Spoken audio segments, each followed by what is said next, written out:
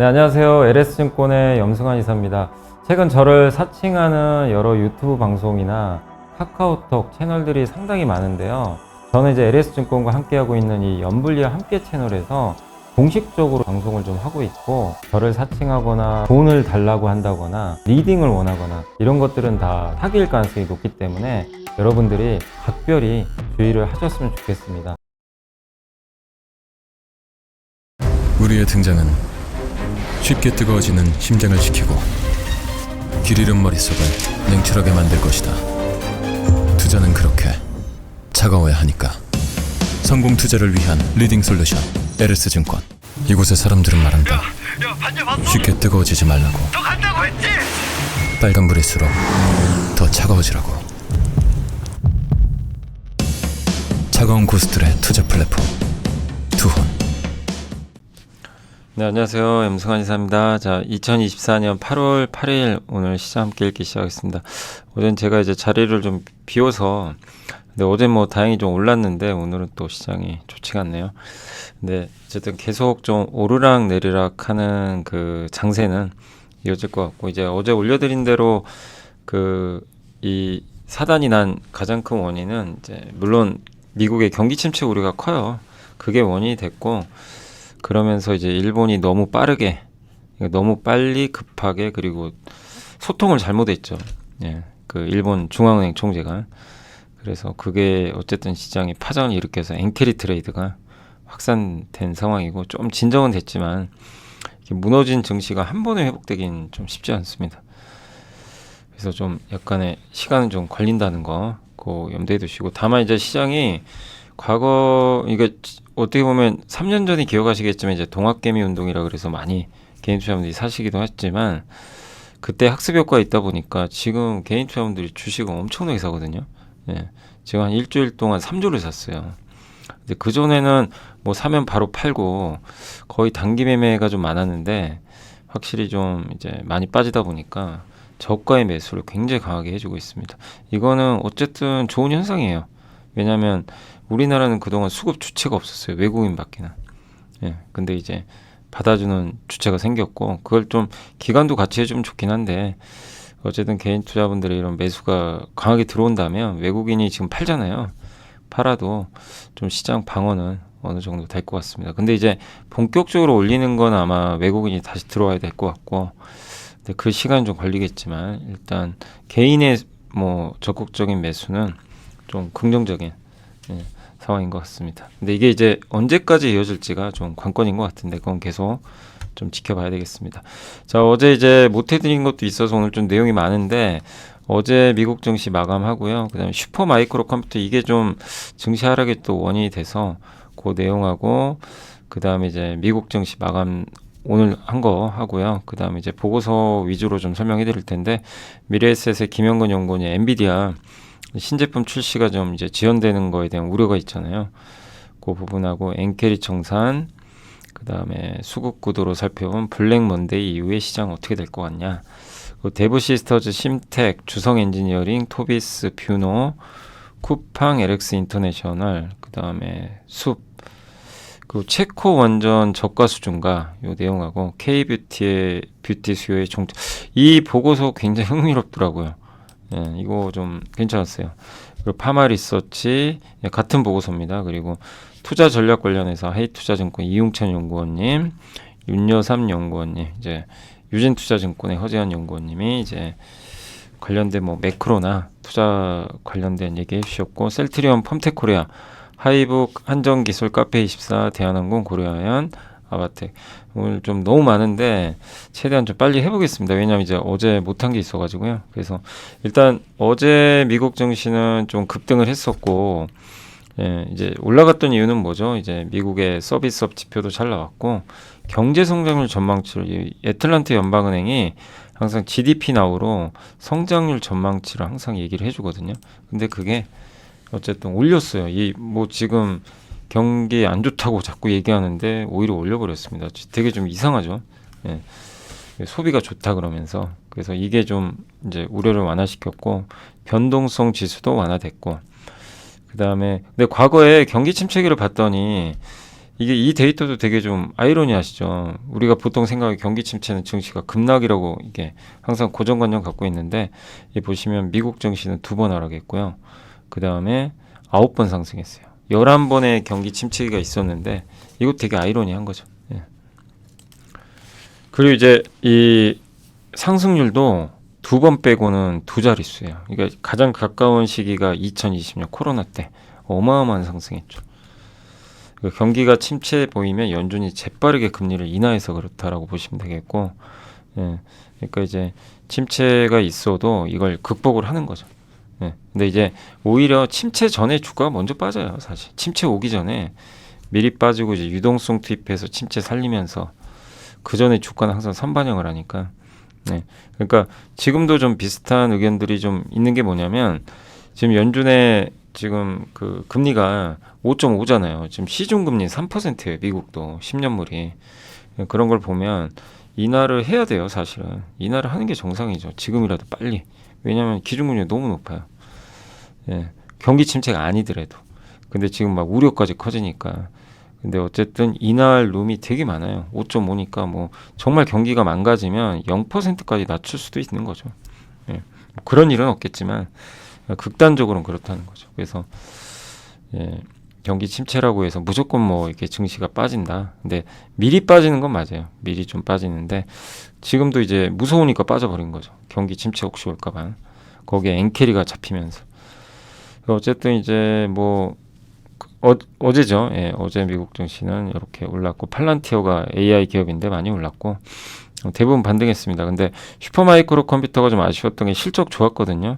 전망도 높게 나왔는데 마진이 좀 악화된다 그러면서 주가가 오늘 끝난 미국 증시 급락을 했어요.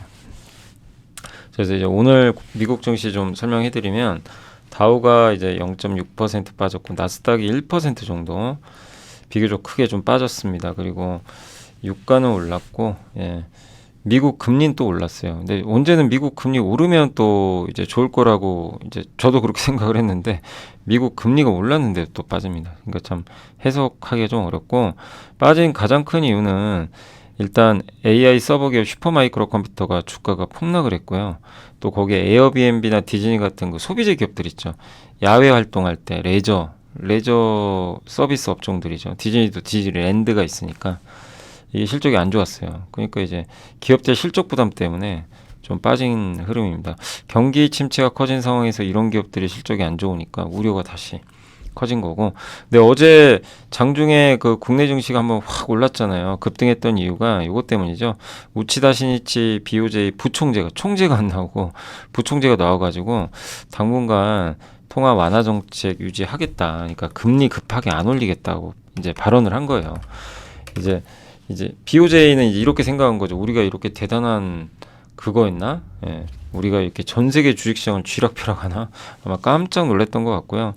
그래서 보통은 연준을 중요하게 생각하는데 이번에 BOJ 때문에 아주 난리가 났죠. 그래서 일본에서도 이제 더 악화되기 전에 일단 이제 진화를 한 거예요. 불은 꺼야 될 거 아니에요. 그래서 주가 환율 급변동성 우려하면서 금리 인상은 이제 환경이 좀 진정될 때까지 안정화될 때까지 하지 않겠다. 예. 그러니까 천천히 올리겠다는 얘기예요. 금리를 올려도 미리 소통하면서 그러면 괜찮아요. 이런 건 금리를 올려도 소통하고 막 이러면 우리가 예상을 하잖아요. 근데 이번에 예상을 깨고 너무 급하게 막 올리는 식으로 나오다 보니까 그래서 어쨌든 이 발언이 나오면서 일본 엔화는 다시 약해졌고 그러면서 어제 증시가 좀 좋았던 거죠. 예. 그리고 미국 경기 침체 우려가 좀 완화되는데 JP모건의 제이미 다이먼 회장도 경기 침체 아니다. 건강하다. 예. 신용카드 연체율이 증가하는 것도 그게 정상화된 거지. 경기 침체 신호 아니다. 골드만삭스도 경기 침체 9월 전에는 안 온다. 예. 올 수도 있어요. 사실 올 수도 있지만 지금 아니라는 거죠. 그 다음에 샴의 법칙, 클라우디아 샴. 예. 요 법칙을 창시하신 분이죠. 실업률 데이터 가지고. 근데 자기 이름이 적혀있는 샴룰이 발동됐지만 경기 침체 아닌 것 같다. 그렇다고 걱정을 해서는 안 된다. 위험한 건 맞다. 예. 그래서 금리 인하 해야 된다. 빨리 해야 된다. 이런 좀 얘기를 해줬고요. 그 다음에 AI 기업 슈퍼마이크로 컴퓨터가 폭락했고 BOA가 좀 안 좋게 얘기를 했어요. 예. 그러니까 AI 서버를 이제 만드는 기업이죠, 사실. 예. 그래서 계속되는 부품 공급 문제로 몇 분기 동안 마진이 좀 안 좋을 것 같고, 울프 리서치 쪽에서는 그 매그니피센트 세븐의 실적이 엇갈리고 대선 불확실성, 미국 경제 전망 이런 게 우울하기 때문에, 그러니까 경제 전망에 대한 좀 우려. 8월에서 10월까지는 막 격렬하게 왔다 갔다 할 것 같다. 저는 뭐 10월까지는 모르겠고 8월까지는 아마 좀 그러지 않을까, 왔다 갔다 하는 그런 흐름이 나올 것 같고요. 그리고 이제 오늘 밤에 주간 실업수당 청구권서 이제 매주 발표되는데, 이게 왜 중요하냐면 얘가 선행지수예요. 고용지표를 선행해요. 그래서 얘가 실업 청구 건수가, 그러니까 일자리 잃은 사람들이 저 청구하잖아요. 저게 줄어야죠. 우리나라 따지면 실업급여죠. 실업급여. 저 청구 건수가 반드시 줄어야 됩니다. 그래야 시장이 안도를 해요. 저게 높게 나오면 또 우려하겠죠. 예. 그래서 매주 이제 우리는 저걸 또 신경 써야 됩니다. 어쩔 수 없이. 그래서 저 지표가 중요해졌다. 이렇게 보시면 될 것 같습니다. 어쨌든 고용지표가 꺾이면서 이 사단이 났기 때문에 고용지표가 잘 나오는 게 일단 중요할 것 같고요. 특징주론 슈퍼마이크로 컴퓨터 급락했고, 엔비디아 블랙엘이 출시 지연되는 거 확실한 거 아니냐, 이런 내용들이 이제 또 나오다 보니까 엔비디아도 급락했고 반도체도 안 좋았습니다. 노보노디스크도 비만 치료제 회사인데 실적이 좀 생각보다 부진해가지고 주가가 급락을 했습니다. 이 부분도 좀 이제 우려가 됐던 거죠. 왜냐하면 AI 말고 비만 치료제도 같이 갔거든요. 근데 이런 것들이 좀 우려가 됐던 것 같고요. 슈퍼마이크로 컴퓨터는 이제 골드만삭스가 의견을 냈는데, 그 2024년 예상 AI 서버 출하량을 그러니까 내년으로 좀 재조정을 했어요. 그러니까 엔비디아 차세대 제품 GB200 있잖아요. 요게 올해 나올지 좀 불확실하다. 이 나온다는 얘기도 있고 안 나온다는 얘기도 막 의견이 갈려요, 사실. 골드만삭스는 좀 불확실하다. 예. 그래서 AI 서버 매출 비중 높은 기업들 영향 줄 것 같다. 예. 그래서 GB200 요게 이제 엔비디아의 새로운 제품이 원래 10월에 나와야 되거든요. 근데 갑자기 안 나온다 그랬죠. 그래서 난리가 났죠, 한번. 근데 골드만삭스는 아마 이거를 좀 내년으로 보고 있는 것 같아요. 근데 이거 뭐 트렌드포스 뭐 올해 나온다는 얘기도 있고 막 엇갈립니다. 근데 이럴 때 그냥 보수적으로 보는 게 좋아요. 그냥 내년에 나오는 걸로 생각하는 게 시장도 좋아요. 그래, 왜냐면 이걸 이미 반영했잖아요. 주가 급락하면서. 근데 생각보다 빨리 나오면 주가는 급등해 버려요. 그리고 설사 늦어져도 이미 반영했기 때문에 더 나쁠 건 없죠. 그러니까 이럴 때는 차라리 그냥 보수적으로 보는 것도 하나의 방법인데, 근데 이러다 보니까 슈퍼마이크로 주가에도 이게 안 좋게 작용했다. 그리고 전체적인 이제 반도체 기업들한테도 결국 늦어지나? 이렇게 생각이 든 거죠. 그러나 이제 그런 건 반영을 했기 때문에 뭐 너무 우려할 필요는 없다. 다만 일찍 나오면 오히려 좋은 거고요. 예. 그래서 뭐 미국 증시는 정리를 해드렸습니다. 예. 오늘은 좀 보고서가 많아가지고 이슈는 좀 뺐고요. 예.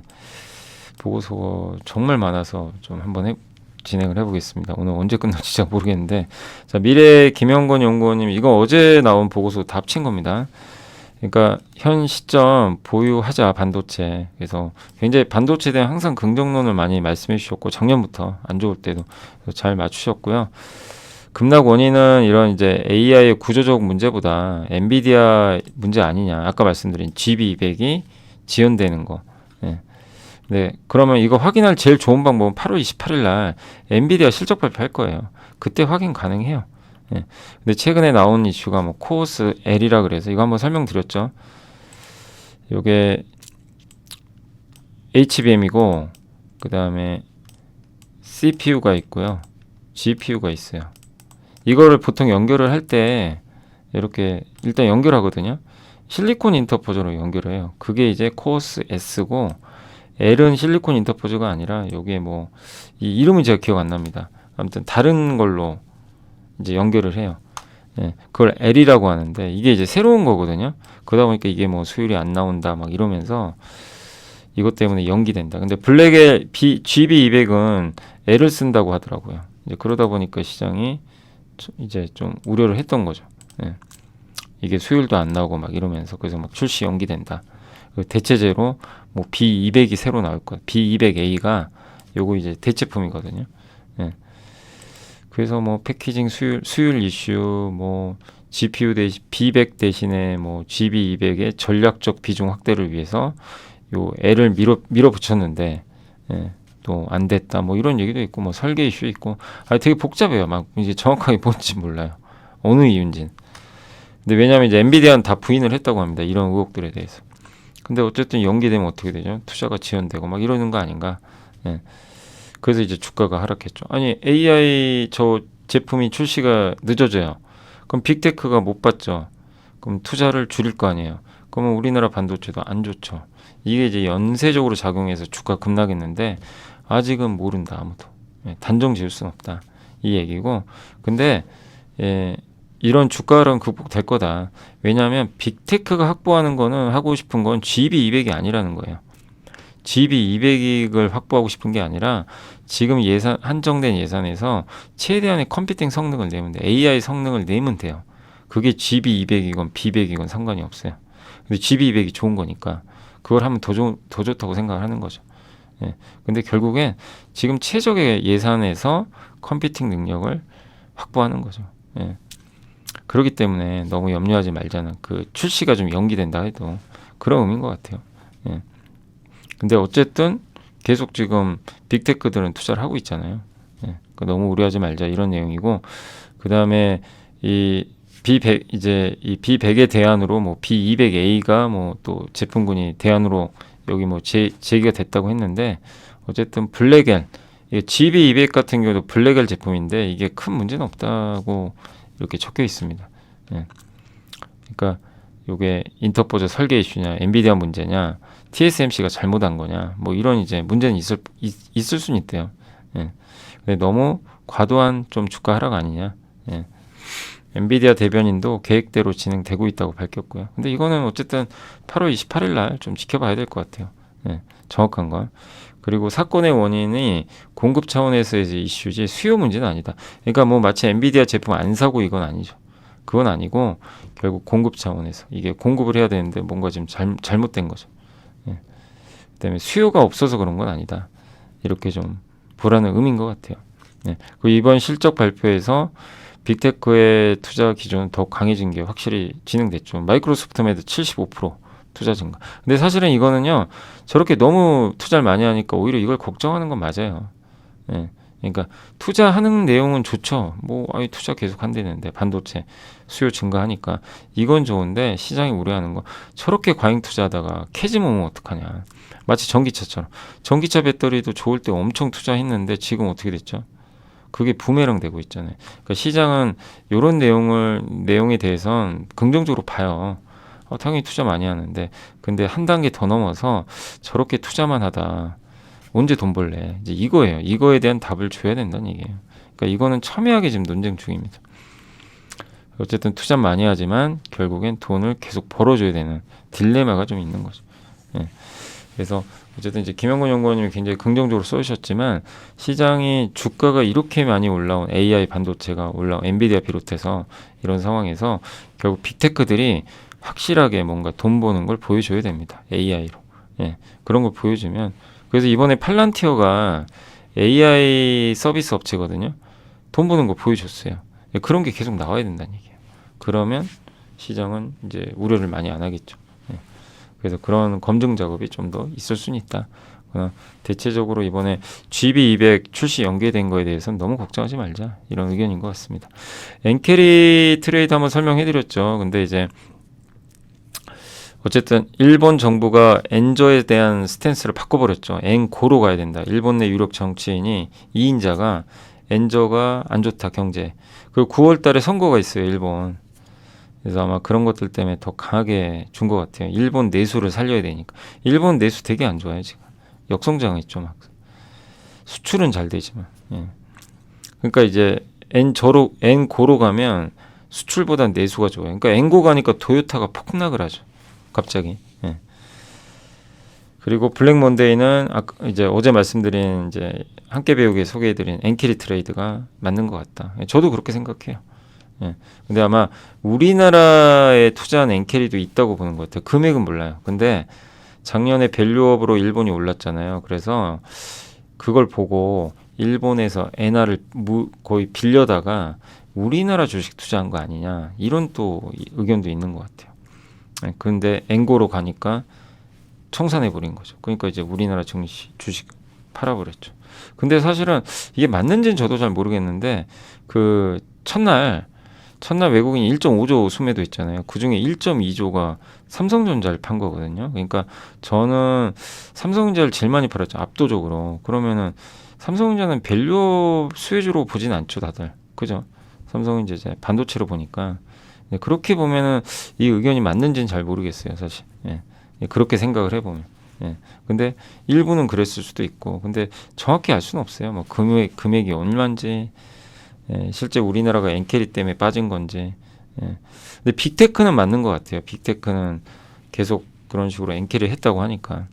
근데 어쨌든 이 엔캐리가 이런 걸 그러니까 이 엔화가 강세 보이면서 빅테크 빠지고 동반해서 외국인들이 엔캐리 우리나라는 안 하더라도 야, 이렇게 세계가 난리가 났는데 엔캐리 때문에 한국 일단 빼자.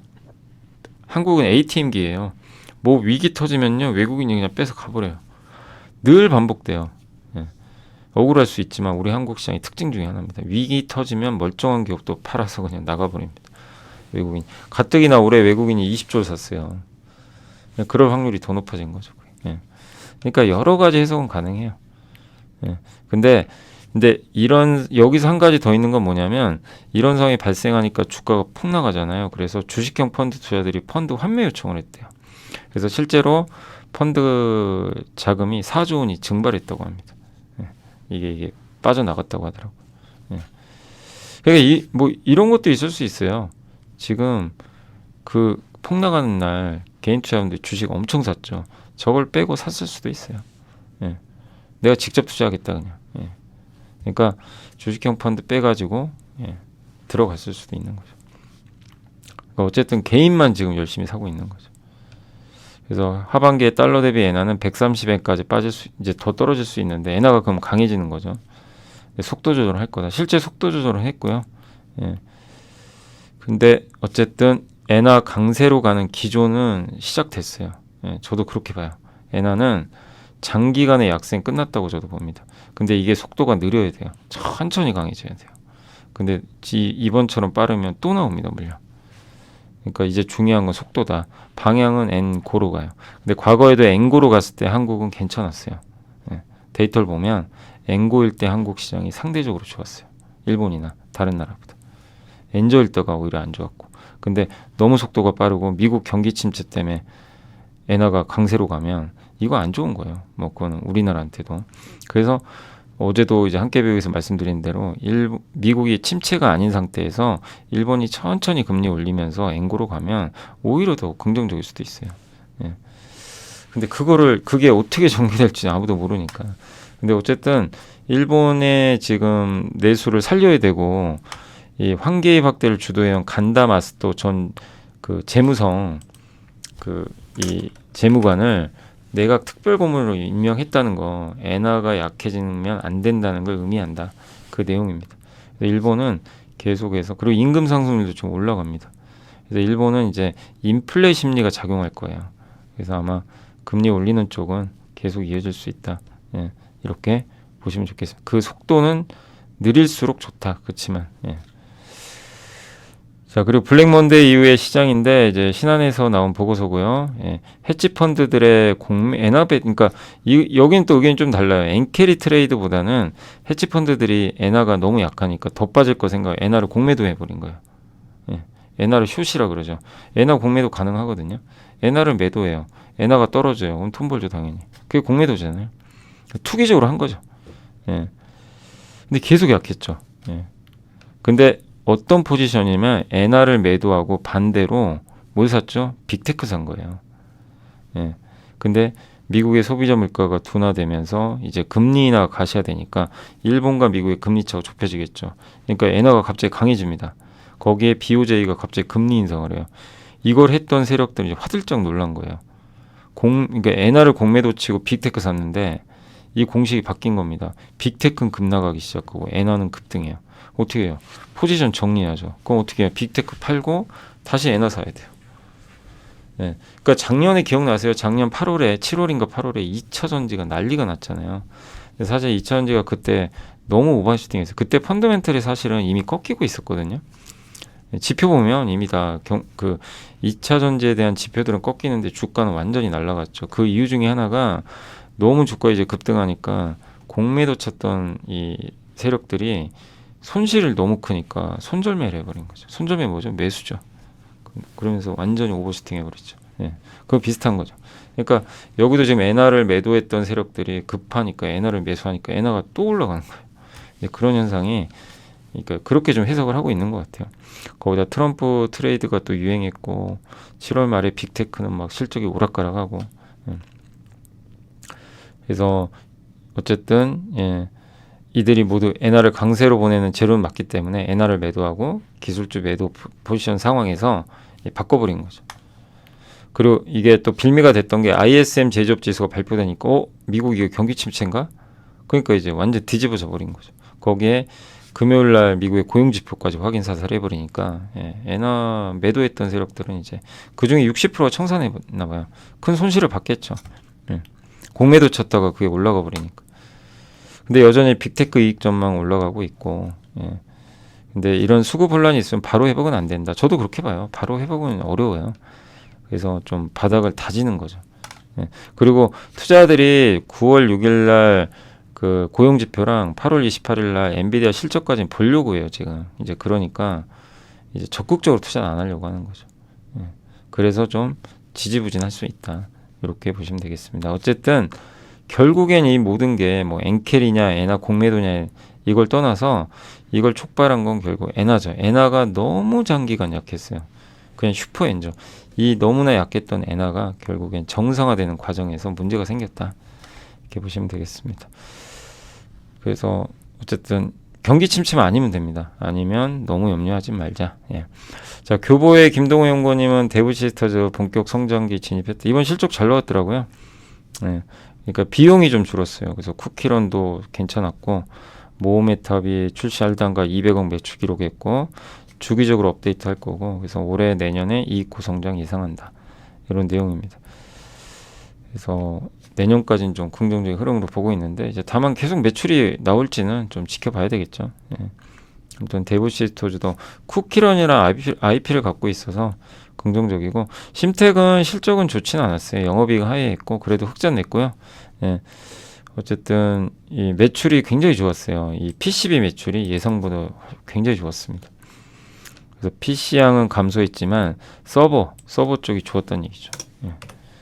AI 서버 쪽 수요 영향이 그래서 거기 들어간 이제 기판 수요가 늘어났고 그리고 MCP 기판 요게 이제 HBM 같은 거 다 포함이 돼요. 사실 이게 쌓는 칩을 의미하는데 사실 근데 이제 심택은 HBM과는 좀 관련이 없고요.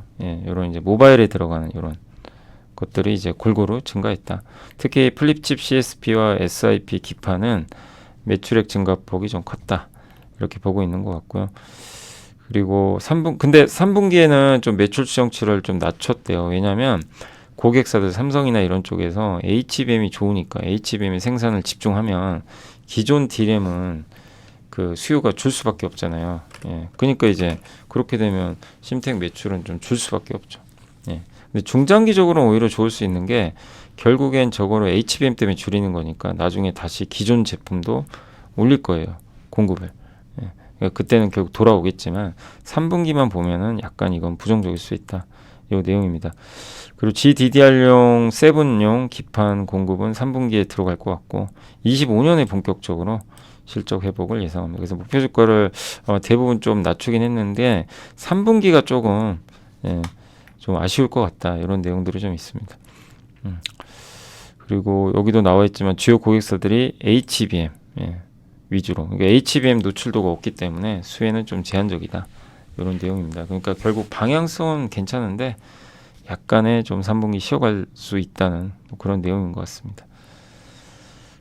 어쨌든 지금은 계속 인내를 해야죠. 어쨌든 지금 최근에 주가 많이 빠졌기 때문에 주성 엔지니어링은 실적 좋았어요. 반도체 장비 수주 3분기 기점으로 크게 증가할 것 같다.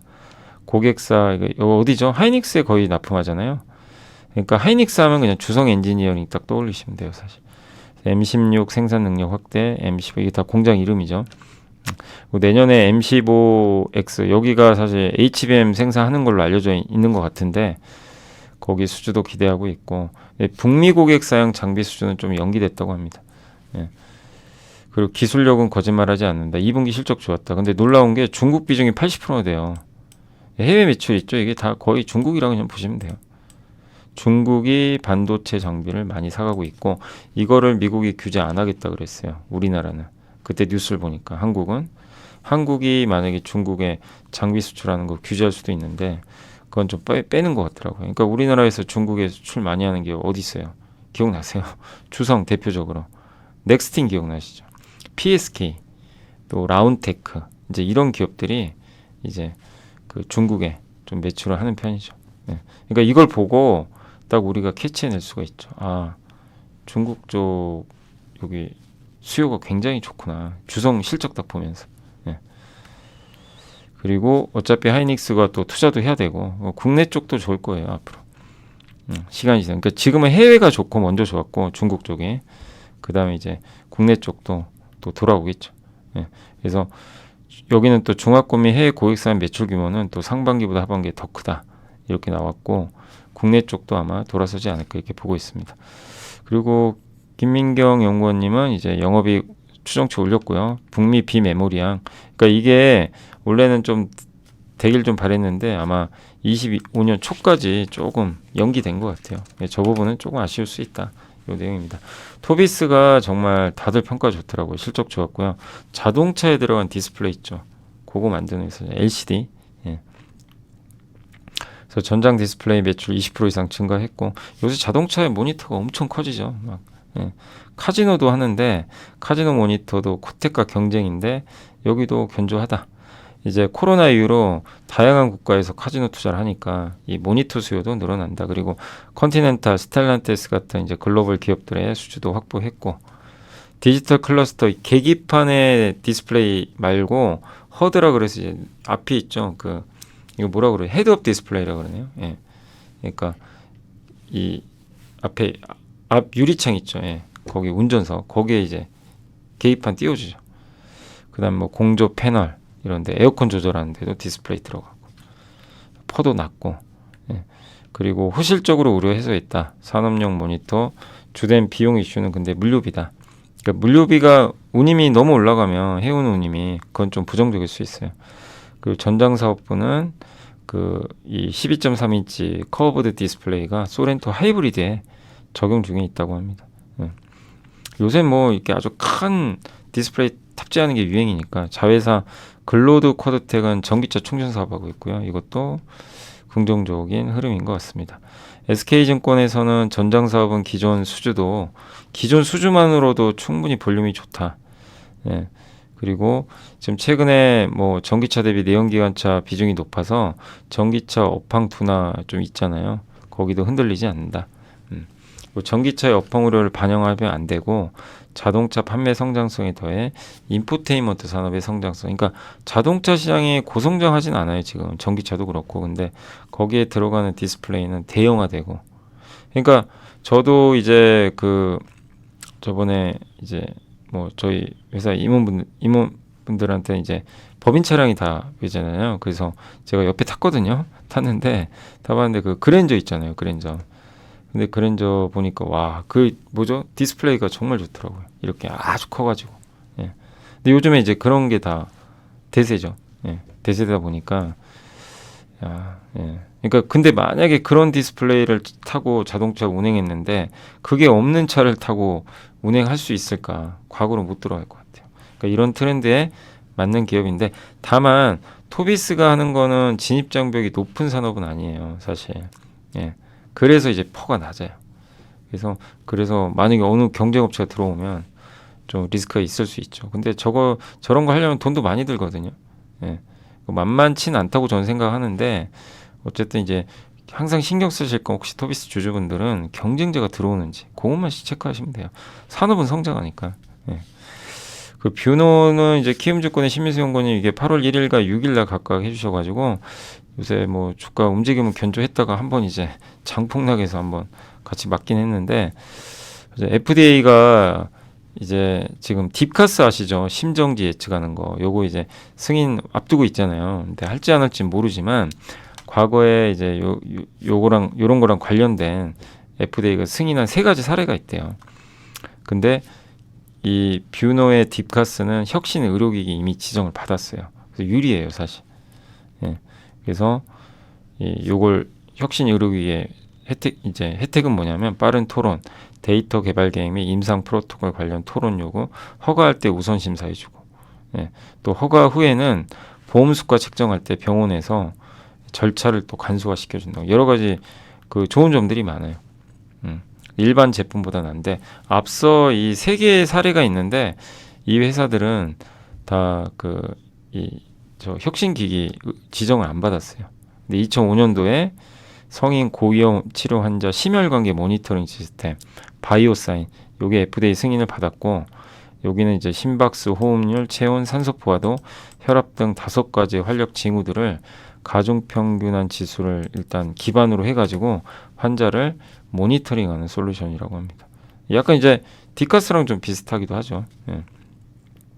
성인 고위험 치료 환자들 대상으로 하고 있고요. 그래서 이게 FDA 승인을 그때 2005년에 받았고 2013년 5월에는 그 소아 대상 18세 이하 심혈관계 모니터링 시스템이 허가를 받았고 2018년 3월에는 또 페라헬스란 기업이 이제 전 연령 대상 심장 모니터링. 그러니까 한마디로 예측을 하는 거예요. 이 모니터링 하는 거예요. 이 안에 심혈관에 문제가 있는지. 딥가스는 이제 그 심정지 오는 거, 그걸 미리 예측하는 거죠. 그래서 여러 변수를 넣어가지고.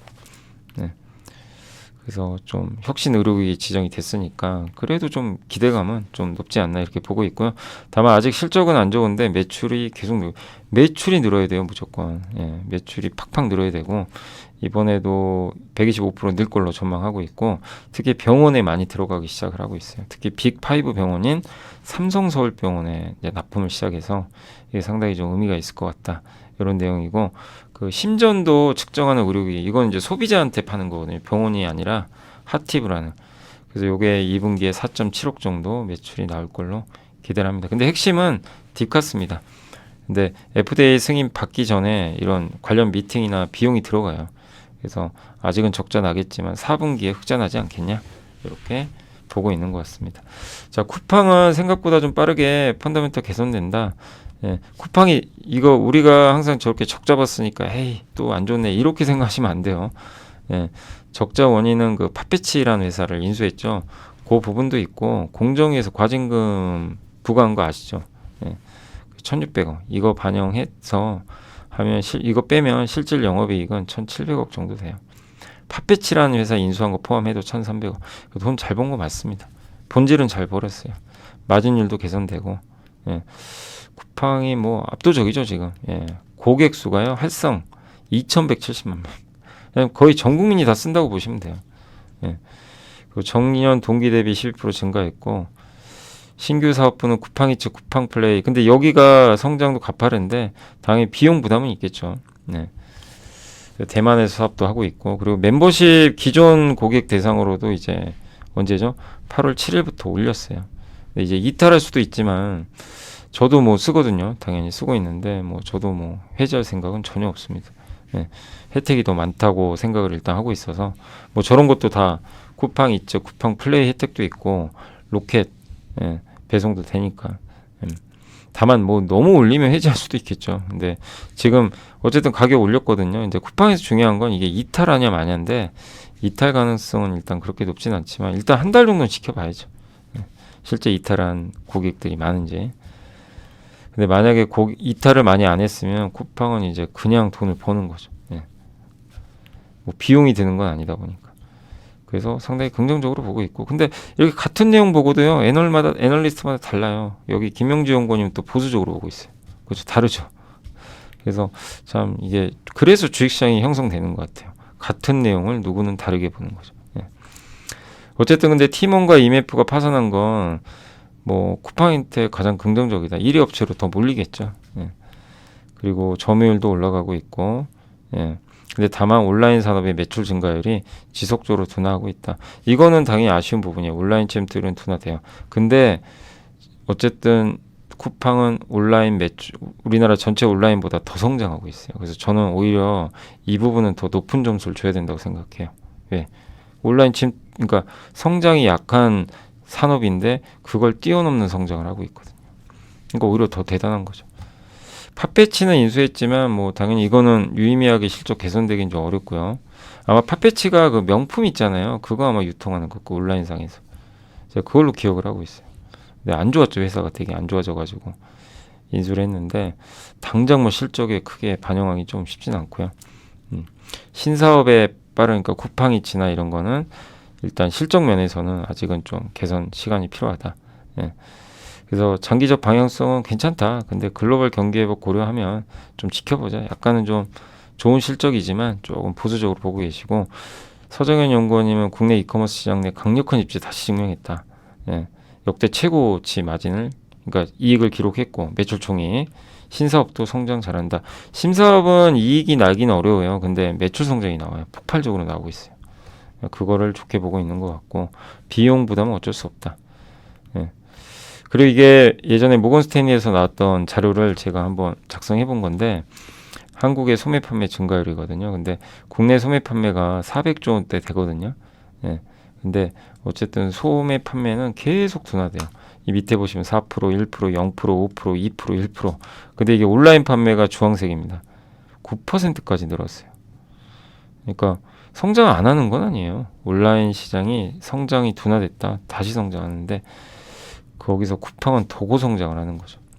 온라인 침투율은 48%니까 아까 김명주 연구원님 말씀대로 침투율이 막 급격히 오르긴 어려워요. 여기 모건 스탠리도 53%까지만 이제 얼마 안 남았죠. 예. 근데 여기서 드라마틱하게 성장하는 하나의 산업이 있죠. 식품. 온라인 신선식품은 룸이 많이 남았대요. 이거 이제 모건 스탠리가 보고서에 적은 내용입니다. 그러니까 온라인 신선식품, 뭐 예를 들면 마켓컬리 같은. 근데 여기에 쿠팡도 하고 있으니까 쿠팡이 이 시장마저도 장악을 하면 고성장을 할 수가 있는 거고, 어쨌든 여기는 좀 뭐 스타컴도 있고 마켓컬리도 있으니까 쿠팡이 경쟁해서 어떻게 이길지 그건 좀 봐야죠. 뭐 질 수도 있고. 예. 그리고 온라인 판매 성장률이 당연히 더 높고요. 예. 그 멤버십 했죠. 그래서 아마 락인 효과. 한번 이렇게 멤버십 혜택을 받게 되면 일단 잘 안 옮깁니다. 예. 그래서 어쨌든 이제 이번에 7,890원, 3,000원 올리는데 3,000원 올리면 연간 4천만 원의 이익이 추가로 그냥 붙어버려요. 그러니까 엄청난 효과 맞아요. 근데 가입자가 이탈을 안 해야 되겠죠. 그리고 쿠팡과 쿠팡이츠의 이제 결제액 추이 보시면 뭐 압도적이죠. 뭐 엄청납니다. 계속 성장하고 있어요. 그러니까 이게 1등의 효과예요. 사실 어떻게 보면. 그러나 이 성장이 계속 유지될까? 이제 이거에 대한 걱정도 있는 거죠. 어떻게 보면. 자, 그리고 이제 LX 인터내셔널 이제 물류 마진 3%로 상승했다. 2분기 실적 기대치 부합했고요. 2분기 물류 마진 초입 구간이다. 컨테이너선 운임지수 오르면 또 좋아요.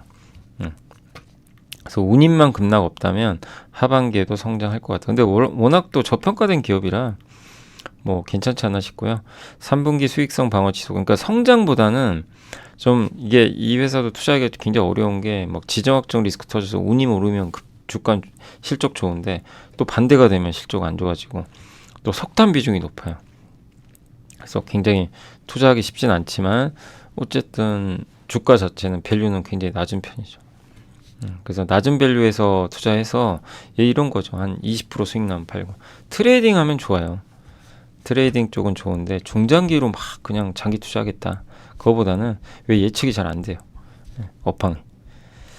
보시면 되겠고, 수분 의견이 좀 갈리긴 하는데 그래도 신한의 강서구 연구원님은 긍정적으로 보고 계십니다. 이번에 큐텐 사태로 주가 급락했는데 이유가 있어요. 왜 큐텐하고 이에서 뭔 상관이냐. 실적은 사실 보면 그 이번에 영업이익 증가해가지고 왜 이러죠? 잠깐만요. 네. 영업이익이 41% 증가해서 기대치를 넘었는데 플랫폼 서비스 매출도 좋았고, 근데 예상보다 그 가팔은 이제 플랫폼 서비스 성장에 하반기 추정치를 이제 상향 조정했거든요. 근데 큐텐 사태로 해피머니 상품권 있죠. 이걸 이용해서 좀 이 아프리카 TV잖아요, 여기가. 그래서 거기서 이 상품권 이용해 가지고 아마 BJ 분들한테 이렇게 별풍선이라 그러나요? 그런 걸 이제 결제를 했나 봐요. 그래서 큐텐사트 때문에 이제 해피머니 상품권을 이제 뭐 못 쓰게 되면 이제 이거 숲 매출에 영향 주는 거 아니냐. 근데 그걸로 결제된 별풍선 매출은 굉장히 적대요. 그러니까 이 애널리스트 분이 알아보셨겠죠. 그래서 그건 큰 우려 아니다. 근데 그것 때문에 빠졌다. 예. 그래서 지금 좀 기회가 아니겠냐 이렇게 좀 보고 있는 것 같고요. 근데 여기 미래에셋증권의 이미석 연구원님은 좀 다른 의견인 게 아쉽다. 목표 주가 오히려 낮춰버렸어요. 그러니까 되게 재밌죠. 재밌다는 표현 좀 그런데 아니 같은 걸 보고도 이렇게 달라요. 아까 쿠팡도 그렇고. 그러니까 이런 거에 대한 판단은 누가 해야죠? 여러분이 해야죠. 저는 저 개인적으로는 그러니까 저도 제 생각을 얘기를 해요. 저는 개인적으로 쿠팡을 긍정적으로 봐요. 아까 한투증권의 의견과는 반대예요. 그럼 저도 얘기할 수 있죠. 예, 할 수 있는 거고. 근데 여러분 중에도 야 쿠팡 이거 계속 침투율이 올라갈까? 예, 한번 고민해 보세요. 제 의견이 맞다는 게 아니라 한투증권의 그 이제 김영주 연구원이 의견에 동의하는 분도 있을 거 아니에요. 그러니까 그 판단은 각자 하는 수밖에 없어요. 누가 맞추겠어요, 그걸. 이것도 똑같아요. 수업을 이렇게 보면 해피머니 상품권 영향 없고 여전히 실적 고성장하고 네. 인플루언서 시대잖아요. 그러니까 이제 좋아하는 아프리카 TV의 그 수배 이 BJ를 내가 별풍선으로 후원하겠다. 예. 근데 이 시장이 더 커질 것 같다. 그러면 뭐 좋게 보는 거죠. 근데 이미석 연구원님은 또 다른 의견인 게 트래픽이 감소하고 있대요. 예. 이게 무슨 얘기냐면 이제 트래픽은 접속하는 거죠. 사람들이 많이 접속하면 뭐 아프리카 TV에 많이 접속하는 게 좋은 거잖아요. 그래야 결제도 많이 할 거고. 근데 이 시장에는 네이버에서 만든 치지직이라는 게 있어요. 서비스가 똑같아요. 이거랑 비슷해요. 숲하고 거기도 이제 비슷한 걸 하는 건데 예, 이게 좀 트래픽 감소에 대한 우려가 좀 있다. 그래서 시장에서는 여전히 치지직이 잘 되니까 이 숲에서 빠져나가는 거 아닌가 이런 우려가 있다고 합니다. 예. 그러니까 이걸 해소하는 방법은 이 아프리카 TV 숲이 트래픽을 증가시키는 거 보여달라는 거예요. 예. 근데 그걸 안 보여주면 우려할 수밖에 없다는 거예요. 그러니까 약간 이건 불확실한 거죠. 그러니까 이제 이 이미석 연구원님은 그게 좀 확인될 때까지는 좀 기다리자. 실제로 이 월 활성 이용자 수가 1분기에 730만 명인데 9% 성장했잖아요. 근데 2분기에 지금 610만 명으로 6%가 하락해 버린 거예요. 예, 전년 동기 대비. 그러니까 이거는 분명히 좋은 건 아니죠. 데이터를 딱 봤을 때. 그러니까 이거를 다시 돌려주는 모습이 나와야 되는 거죠. 그래서 사실 이제 이런 부분 때문에 주가가 한번 급락했어요. 근데 여기에 대해서도 이제 여러분들의 생각은 다 다를 겁니다. 근데 만약에 이미석 연구원이 의견처럼 저 지표 보니까 안 좋은데 그러면 리스크 관리 하시는 거예요. 했다가 다시 보는 거예요. 예. 언제 좋아지는 게 보이거나 그런 징후가 보일 때 예. 그것도 하나의 방법이고. 그러니까 어려운 겁니다. 이 주식 투자가 예. 이렇게 같은 걸 보고도 서로 다른 의견들이 나오니까 쉽지가 않은 거죠. 근데 그 판단은 또 직접 해보시면 좋겠습니다. 그러니까 이거를 왜 이렇게 설명드리냐면 앞으로도 수많은 기업들을 이런 것 때문에 고민을 하시게 될 거예요. 그러니까 그거를 한번 계속 고민해 보시라는 겁니다. 체코 원전이 저가 수준인가 저가 수주인가 예. 이 제가 제대로 썼는데도 이게 제가 이제 이 메모장에 이렇게 써서 옮기기도 하고 여기다 직접 쓰는데 어떨 때 제가 제대로 썼는데도 이게 잘못 표기되기도 하고요. 그러니까 이거 윈도우 10용 원노트는 이게 좀 단점이긴 해요. 예. 좀 약간 수정해 주셨으면 좋겠는데 아무튼 그렇습니다. 예. 오타가 좀 많이 나더라고요. 자, 전 세계 발전난 비중 중에 원전 비중은 줄었고요. 뭐 아시겠지만 여러 사고들이 많았죠. 그래서 1970년대 원전 착공이 30.5개, 2020년 이후로는 5.8개로 확 줄었어요. 근데 이걸 만드는 나라는 몇 개 없어요. 한국이 저는 제일 세계에서 제일 잘하지 않나 이렇게 생각합니다. 원전은. 그러니까 원전 기술보다도 이 모든 걸 평가했을 때 시공 능력뿐만이 아니라 가격이 좋아요. 거기다 납기일이 빨라요. 그래서 가장 잘하지 않나 이렇게 보여지고 웨스팅하우스는 미국의 파산보호법, 그러니까 파산 한번 했어요. 캐나다에 인수됐고 미국 신규 원전은 비용이 많이 들어가요. 그래서 사업 여러 개 없고 웨스팅하우스 이번에 루마니아 원전 수주 떨어졌죠. 체코 원전 수주에서 떨어졌고 이미 일찌감이 프랑스 EDF가 이제 우리랑 경쟁했던 대상인데 여기도 비용이 많이 든대요. 러시아도 생산 능력 부족. 예. 근데 우리나라는 뭐 원전 31기 건설한 노하우도 있고 여러 가지 타입의 원자로를 만들어 본 경험이 있어요. 또 전 세계의 70% 이상 차지하는 경수로 중에 3세대 신형 원자로 완공 경험이 프랑스와 미국보다 많다고 합니다.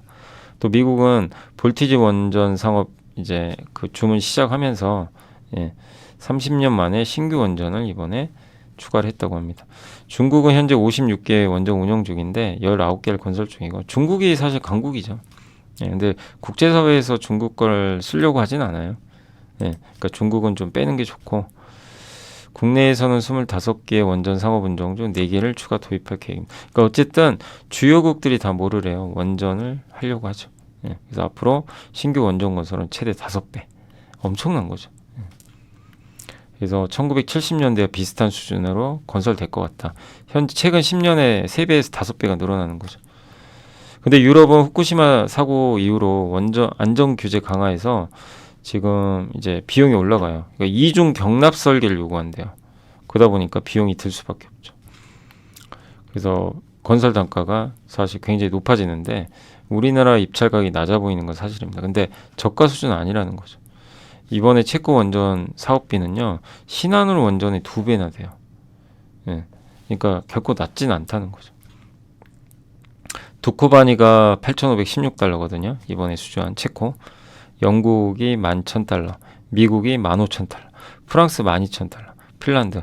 그러니까 우리나라가 확실히 가성비가 좋은 거죠. 저 단가로 맞춰준 거. 근데 저 단가도 낮은 건 아니에요. 근데도 다른 나라의 단가가 얼마나 비쌉니까? 그에 비하면 굉장히 경쟁력이 있는 거죠. 그래서 비용을 이제 기존 대비 41에서 58% 절감할 가능성이 있다고 하고요. 이렇게 됐을 때 한전 기술이 원전 1기당 수주 금액이 평균 3천억인데 영업이익 한 150억에서 200억 정도.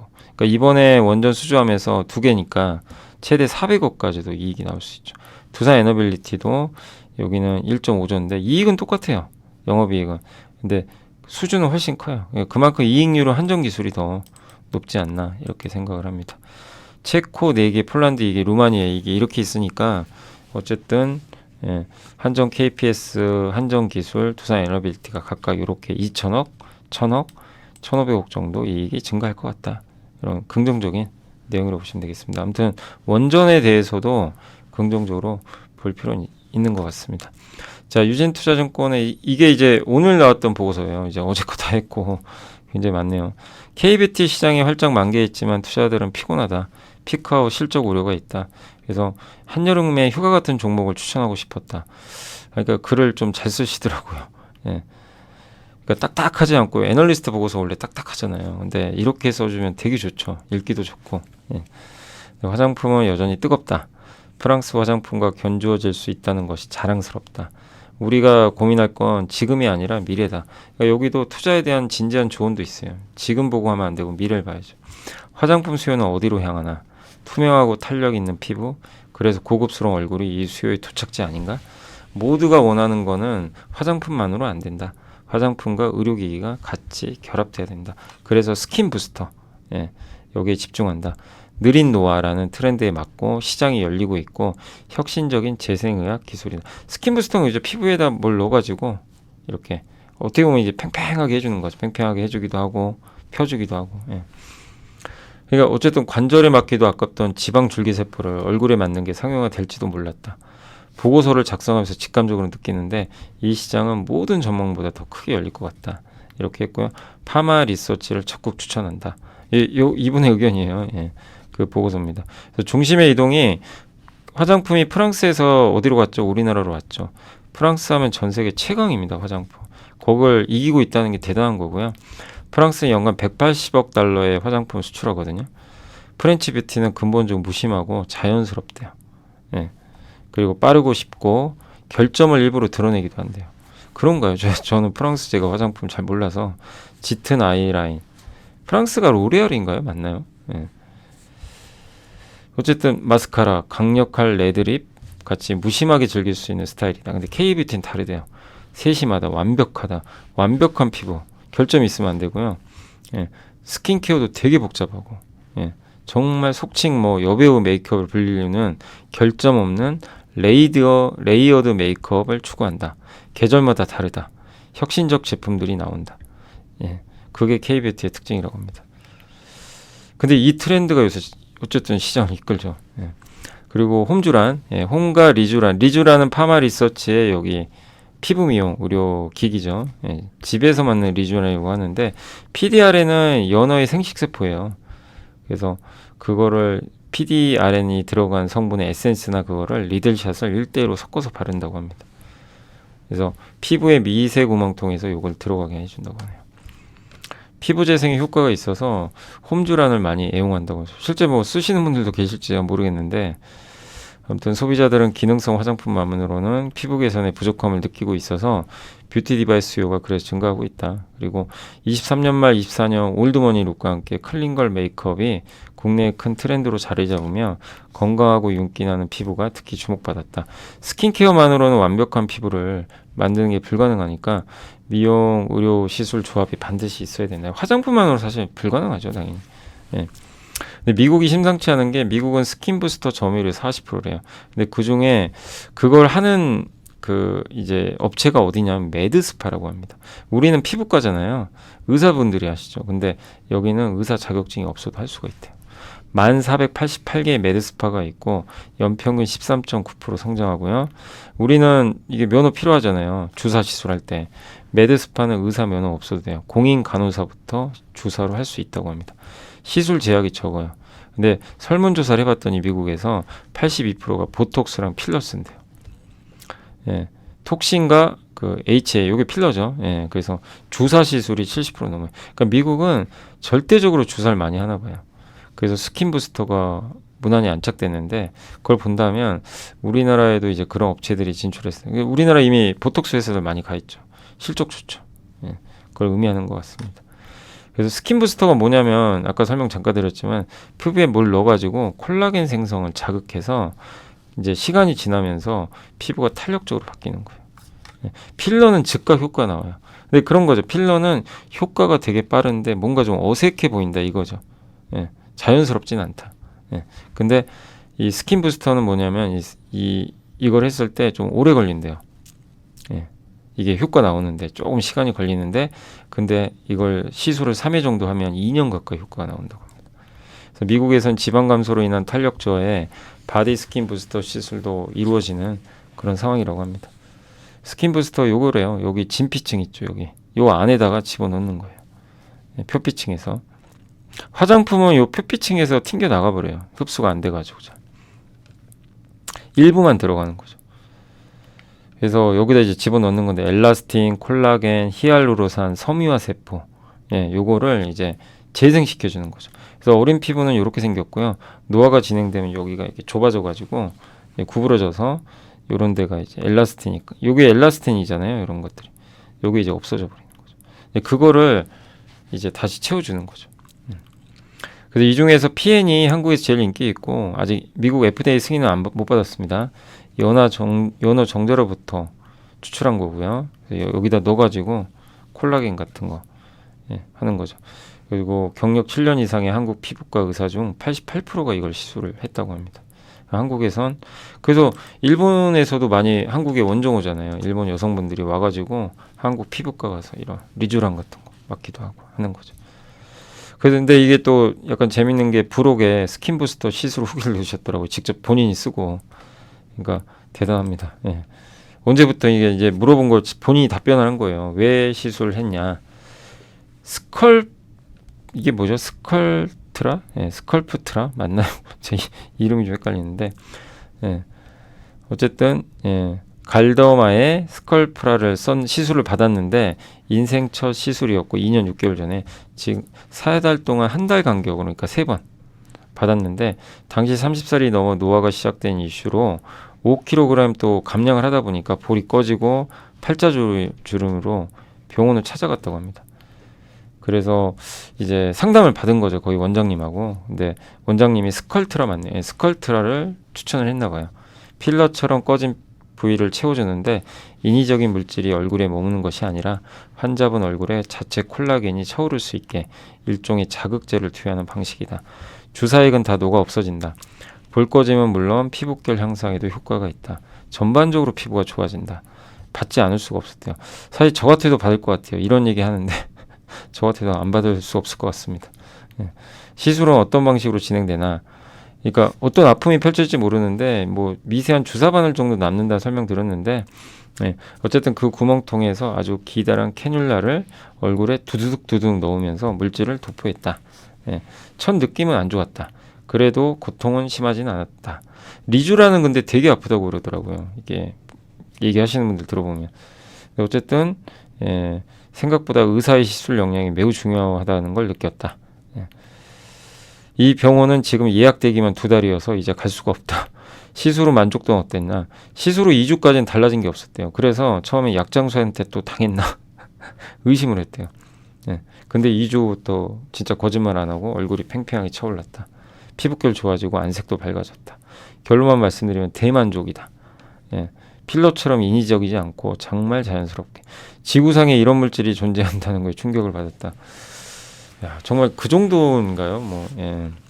아무튼 빵빵한 얼굴 볼륨을 좋아하는 미국 언니들은 다른 리쥬란과 섞어서 맞으시거나 용량을 늘리시면 필러와 효과가 비슷할 것 같다. 예. 저는 시술 이후 얼굴이 좋아졌다는 말을 정말 많이 들었다. 얼굴에 뭘 할지는 아무도 알아보지 못해 속으로 흐뭇했다. 100% 재시술 의사가 있다. 예. 지금은 콜라겐들이 다 사라졌다고 합니다. 예. 근데 또 이제 다른 시술을 그래서 지금 고민하는 게 스킨 부스터 또 고민하고 있고 잔주름이 또 보이고 하니까 이제 리쥬란 맞고 싶다. 제일 많이 추천을 받았다. 예, 이렇게 했고요. 저희 가까운 지인 중에 스킨 부스터 광인이 있는데 늘 신제품 이런 거를 이제 추천을 해주는데 예, 맞은 사람 중에서는 리주장이 가장 많았습니다. 최근에는 엑소점도 인기가 많습니다. 미관상 맞기도 하지만 정말 심각한 건조증을 호소하는 지인들은 치료의 목적으로 맞기도 합니다. 아무튼 이런 내용이에요. 그래서 본인이 직접 또 겪은 것도 쓰셨으니까 효과를 본 거죠. 그래서 이 시장이 근데 이런 효과를 봤는데 다시 안 하기는 어렵겠죠. 예, 그래서 누구나 다 이뻐지고 싶어요. 그건 인간의 욕망이고 저도 마찬가지죠. 남자라고 해서 뭐 예, 멋있어지고 싶지 않은 사람은 없어요. 그건 당연한 겁니다. 예, 근데 그런 욕구를 채워주는 거죠, 이게. 그래서 파마 리서치를 아마 적으신 것 같고 목표 주가 23만 5천 원, 실적 이번에 좋았고요. 어제 오늘 뭐 주가 좋았죠. 그래서 강릉에 인증공장 설립했고 예, 파마 리서치 뭐 화장품도 있어요.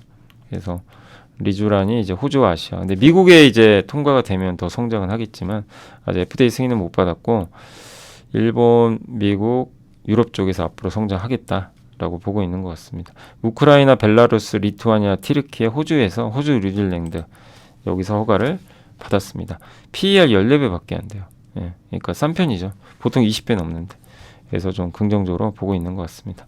자, 투자 전략 관련해서는 이웅찬 연구원님 리세션 진단 보고서 2번인데 과거에 그러니까 핵심만 말씀드리면 경기 침체가 발생하기 전에 주가는 미리 다 빠진대요. 과거에도 여러 번이 있었잖아요. 증시 하락보다 침체가 선행하는 경우 없대요. 그러니까 뭐냐면 침체가 먼저 오고 증시가 빠지지 않는데요. 침체 전에 미리 다 빠져요. 그리고 아니면 올라가기도 하고. 예. 그래서 장기간의 추세 이후 침체가 발생한 경우는 지수 상승률이 바뀌는 변곡점이 될 수도 있다. 예. 그러니까 아주 좋은 상승 추세 유지되다가 침체 오면은 변곡점이 되기도 한다고 합니다. 이번에는 침체 여부 알 수는 없대요. 예. 근데 시장은 일단 미리 반영한 거예요, 지금. 밸류에이션이 높았죠. 이건 인정해야 돼요. 미국은 비싸요. 우리는 싸고. 그러니까 억울한 거죠. 한국은 오른 것도 없는데. 예. 근데 빠지면 같이 빠지니. 뭐 같이 빠지는 게 아니라 더 빠져버리죠. 그게 정말 스트레스긴 하죠. 근데 어쨌든 미국은 고밸류 부담이 있어요. 예.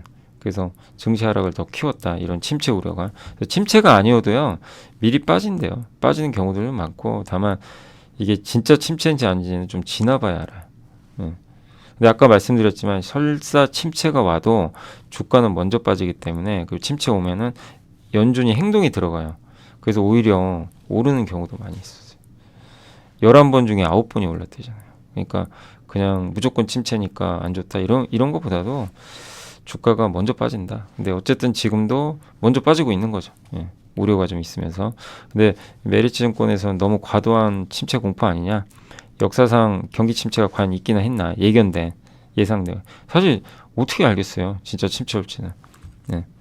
미국은 아직도 플러스입니다. 수익률이. 글로벌 증시 작년에 많이 올랐고 여기도 그렇죠. 많이 오른 게 좀 사실 부담이었다는 거죠. 최근 기업들의 파산 늘었고, 예. 그러니까 약한 고리는 좀 안 무너지고 있는 건 사실이에요. 예. 근데 저신용 부채 이런 것들이 반영되고 있지만 그래도 일반적인 상황에서 기업들이 막 위태롭고 그런 건 아니란 얘기인 것 같아요. 그래서 미국의 10년 금리는 침체 공포가 아니면 3.8이 바닥 같다. 이번에 3.7까지 갔다 왔죠. 그래서 1년 이내에 미국이 앞으로 지금 금리를 150bp를 내리면 3.8 정도까지 되거든요. 4에서. 예. 그러니까 이 3.8 정도는 지지받을 가능성이 있다. 그러니까 지금 미국의 5.5라는 그 기준금리 얼마나 높은지 아시겠죠? 그러니까 인하를 해야 돼요. 예, 너무 높아요. 지금 기준금리는. 그러니까 연준이 실수했다고 볼 수밖에 없는 게 좀 진작 낮췄어야 돼요. 금리를 천천히라도. 사실 그 타이밍은 좀 놓쳐버렸죠. 유진투자의 허재한 연구님은 엔달러 다시 복귀하기 좀 어려울 것 같다. 옛날에 150, 160으로. 앵저가 심화되기는 어렵다. 인플레 압력이 높고요. 임금 상률이 높고 자민당 선거 9월에 열리고요. 엔저로 가면 구매력이 또 떨어져서 지지율이 안 좋다는 얘기죠. 내수 살려야 되니까. 엔화 가치가 너무 떨어졌어요. 달러 대비 40%. 그러니까 저평가 상태고 상반기처럼 특정 기업 주가가 나홀로 랠리를 보이기는 좀 어렵다. 그래서 다시 함께 가는 세상으로 전환된다. 이렇게 보고 있는 것 같습니다.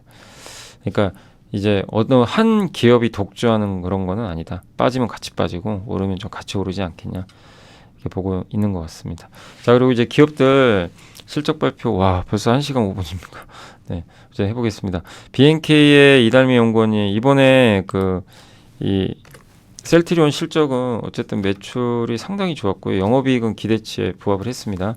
유럽에서 유플라이마 점유율 확대됐고 직판으로 이제 셀트리온 헬스케어가 직접 하죠. 그래서 그 효과가 발생했고 트룩시아마나 허주마 이런 쪽의 매출이 증가했다. 램시마 SC, 렌스시는 피하 주사, 정맥 주사 말고 자기가 직접 맞을 수도 있는 피하 주사 이쪽인데 유럽에서 점유율이요 75%까지 늘어났습니다. 굉장한 거죠. 진펜트라 매출액은 아직은 적어요. 요게 미국에 지금 출시한 램시마 SC. 그러니까 유럽에는 이름이 램시마 SC로 갔고 같은 제품이 미국에는 이름이 진펜트라로 출시가 됐어요. 근데 이제 보험이나 PBM이 등재 완료됐으니까 이제 하반기에 매출이 많이 나올 걸로 전망하고 있습니다. 그래서 이게 등재가 되면 또 보험 환급도 되고 하니까 3분기부터 이제 본격적으로 매출을 기대해 보자. 이런 내용입니다. 한국투자의 위혜주 연구원님은 실적보다는 진펜트라 보자. 그러니까 다 진펜트라 중요하다는 얘기를 다 해주고 있어요. 진펜트라 3분기부터 본격 매출 반영될 것 같다. 아직 원가율은 좀 아쉽게도 개선이 많이 안 됐다고 합니다. 그래서 하반기에 되기를 좀 기대하고 있는 것 같고요. 왜냐하면 헬스케어, 셀트리온 헬스케어의 그 재고가 많이 줄었다고 합니다. 그럼 재고 부담이 낮아져서 원가 부담이 완화될 거다 보고 있고, 진펜트라가 22억 매출 나왔잖아요. 근데 하반기에 무려 2,600억을 예상해요. 그러니까 저 고성장하지 않을까 이렇게 보고 있고, 그 다음에 김민정 연구원님은 탄탄한 본업이 성장인데 여기도 똑같습니다. 진펜트라 2,500억. 그리고 기존의 램시마라든가 트룩시마 이 제품들이 나온 지가 꽤 됐어요. 근데 잘 팔려요. 이게 저는 오히려 더 고무적이라고 봐요. 이게 바이오시밀도 그렇고 나온 지 오래되면 덜 팔릴 수가 있잖아요. 그래서 사실 실제로도 이제 점유율이 안 늘고 막 그러면서 작년에 주가 많이 빠졌는데 지금 2분기 실적을 보니까 점유율도 안정적인데 매출도 증가해요. 기존 제품이. 이거 자체도 플러스를 줘야 되고, 여기에 이제 하반기에 진펜트라만 진짜 예를 들면 2,630억이니까 뭐 한 진펜트라가 한 3,000억 나와버린다. 그럼 주가 급등하는 거죠. 네. 그러니까 근데 알 수가 없어요. 그러니까 여러분이 생각하실 거면 내가 셀트리온 주주라면 진펜트라 매출이 지금 2,500억에서 2,600억 나오죠. 이게 하반기에 3,000억까지 나올 수 있는지를 업데이트를 해야 돼요. 지금 어떻게 알아요? 지금 몰라요. 계속 업데이트 해야죠. 네, 보면서 뭐 이제 뭐 IR도 있을 수도 있고 뭐 신문 기사고 나올 수도 있는 건데 그런 걸 보면서 대응을 하시면 될 것 같습니다. 그게 되면 주가는 크게 오르지 않겠냐 이런 내용입니다. 그 펌텍코리아는 뭐 저도 예전부터 아주 긍정적으로 봤던 기업인데 뭐 주가가 워낙 올라서 지금은 좀 부담스럽긴 하죠. 많이 올라서. 근데 역대 최대 분기 실적이고 화장품 용기 만드는 회사죠. 생산 병목 현상 때문에 여전히 공급이 많이 안 되나 봐요. 예. 그만큼 수요가 많다는 얘기고 인디 브랜드 비중이 높고요. 대형사에 주는 것도 그 중저가 브랜드가 많다고 합니다. 상저하고로 보고 있는 것 같고요. 신한에서는 3분기는 오히려 조금 성장이 약할 수 있다. 왜냐하면 휴가 가서. 예, 이건 뭐 일시적이죠. 그래서 이건 우려할 건 아니고요. 하지만 설비 추가가 되니까 전년 동기 대비로는 성장할 것 같다. 이 내용입니다. 하이브는 이제 4분기부터는 무조건 비중 확대해라. 이런 내용이고 올림픽 등으로 3분기까지는 실적 모멘텀이 좀 제한됐지만 악재는 모두 반영됐다. 4분기는 반영이 마무리될 것 같다. 이 내용이고 일본 매출 비중이 30% 내외로 엔저 현상이 완화됐죠. 예, 엔고로 가죠. 그래서 사실 전통적으로 엔고의 수혜주는 엔터죠. 예. 내년에 완전체 활동할 거고 미니진 뭐 이슈도 내년 1월이면 좀 어느 정도 해소되지 않겠냐. 그러니까 4분기에는 그 BTS 완전체 활동은 26년인데 이제 25년 하반기에 돌아오거든요. 그래서 그렇게 되면 영업이익 5천억까지는 나올 것 같다. 2분기 실적은 조금 아쉬웠고 그 게임 같은 신사업이 있어요. 이게 비용이 좀 있어요. 그래서 좀 그 부분이 아쉬웠다. 이런 내용인 것 같습니다. 위버스 플랫폼 유료화 이제 4분기 시작합니다. 그래서 얼마나 될지 모르지만 지금 회원 수가 1,000만 명 정도 되니까 사용자 수가 유료 전환율이 높으면 좋을 것 같다. 이 내용입니다. 하나투자증권은 성장의 매조지음은 아니라 도움닫기다. 그러니까 뭐냐면 신사업 비용을 지금 집행하죠. 아까 게임이나 이런 것들을 하는데 글로벌 빅3 엔터 회사가 게임 관련 투자 등에 하는 거는 발견하지 못했지만 어쨌든 이들도 투자를 많이 한다. 그래서 음악과 AI를 접목하는 거는 AI 기술입니다. 기술. 예. AI 기술을 접목하는 것은 분명한 글로벌 트렌드다. 근데 당장 성과 안 나요. 그러니까 색안경 끼고 보지 말자. 이런 내용입니다. 그거 안 나온다고. 예. 어차피 성장을 하기 위해서는 투자해야 된다. 근데 이거 안 좋게 보는 분도 있겠죠. 아니 엔터만 잘하지 왜 굳이 뭐 신사업을 왜 하냐. 이럴 수도 있어요. 그러니까 그런 걸 해소하려면 돈 벌어야 됩니다. 신사업에서 벌어줘야 돼요. 안 그러면 투자들이 실망할 수도 있어요. 그러니까 신사업에 대한 성과도 내야 됩니다. 네. 근데 그건 좀 시간 걸릴 것 같고 위버스는 이제 유료화를 시작합니다. 한전기술 이제 뭐죠? 원전 설계하는 회사예요. 근데 이번에 실적 좋았어요. 일회성도 있었지만 이번에 체코 원전 수주 받으면 기당 3천억, 6천억. 아까 이제 보고서에는 그래서 한 뭐 100에서 150억 정도 이익 나온다 한 기당 그렇게 좀 적혀 있었죠. 근데 어쨌든 6천억 정도의 이제 그 매출이 잡힐 가능성이 있고요. 예. 설계는 미리 들어가야 돼요. 그러니까 아마 내년에 설계가 들어갈 거예요. 그래서 이제 원전 수주할 때 제일 먼저 실적이 좋아지는 회사가 한전기술이에요. 설계부터 하니까. 제일 나중에 한전 KPS. 한전 KPS는 다 지어진 다음에 시운전하고요. 그다음 정비할 때. 그러니까 원전이 많이 지어지고 나면 제일 좋은 회사가 한전 KPS. 수주 받을 때 좋은 거는 한전 기술입니다. 그렇게 보시면 될 것 같아요. 그리고 뭐 여전히 수주 받을 거 더 있죠. 예. KB의 정혜정 연구원님도 수주 잔고 앞으로 증가할 것 같다. 국내 신규 원전 3기, SMR, 폴란드, 뭐 여기는 아직 체결 일시 미정이지만 MOU 맺었고 아랍에미리트도 있고 그래서 좋을 것 같다. 이 내용입니다. 카페24는 이미석 연구원님이 그 전부터 굉장히 좋게 보셨죠. 근데 이번에도 실적 좋았어요. 그래서 다양한 플랫폼들이 있는데 기존 사업부 실적 다 견조했습니다. 결제 솔루션도 증가했고 2분기 거래액도 성장하고 있고 네이버는 조금 성장률이 둔화되는데 이 카페24는 성장하고 있다 이런 내용이고 유튜브 쇼핑 거래액이 이제 아마 내년부터 본격화되지 않겠냐. 예. 그래서 6월에 전용 스토어 기능이 이제 출시가 되고 이제 어쨌든 카페24 이 주간 이용 시간이 2배 이상 증가했대요. 근데 아직은 유튜브 쇼핑의 기여가 얼마인지 알 수가 없어요. 공개가 잘 안 돼요. 그래서 이거 이제 내년에 좀 한 번 더 봐야 될 것 같고 어쨌든 인건비도 줄었거든요. AI 기능 넣어가지고 인건비도 많이 줄였습니다. 그래서 이익은 그러니까 유튜브가 아직 실적이 많이 안 잡히는데도 성장하고 있어요. 근데 여기에 유튜브가 들어가면 본격적으로 어떻게 될까요? 고성장하겠죠. 이제 그 내용이라고 보시면 돼요. 그리고 핵심은 유튜브 쇼핑이 아직 좀 불편하거든요. 그러니까 클릭을 하면 저기 카페24로 넘어가요. 거기 쇼핑몰로. 예. 그러니까 그거보단 아예 유튜브 안에서 그냥 누르면 바로 결제할 수 있게. 틱톡은 그렇게 하거든요. 예. 그 개선이 좀 굉장히 중요할 것 같습니다. 그렇게 되면 주가에 긍정적이겠죠. 그리고 구글이 유튜브 쇼핑에 욕심낸다면 이건 신한투자증권 의견이고요. 거래액 성장 모두 확인했다. 유튜브 쇼핑이 성장할 건 명확하죠. 사실 명확할 수밖에 없고요.